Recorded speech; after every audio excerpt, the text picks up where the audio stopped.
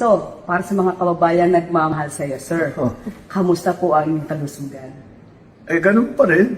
Yun na nga, I'm struggling kasi ayoko tumaba ulit. Nawala na yung taba ko, baka babalik.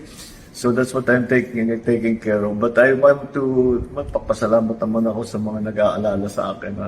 Huwag niyo pong masyadong siniseryoso. Alam mo naman ang social media, palabiro yan eh. At wala po tayong problema. I'm back to my regular exercise. I've been back to my regular routine for the last 3 months na ito na patuloy lang yung aking ginagawa. Watching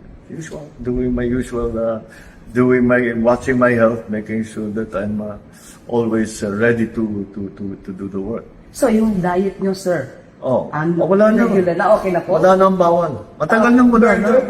Burger. More than 1 month na akong walang bawal. Actually, wala naman talagang bawal. Marami lang suggestion na iwasan ko itong ganito, iwasan mo yung masyadong mantikain. Pero wala na yun. Hindi ko na masyadong iniisip na yun.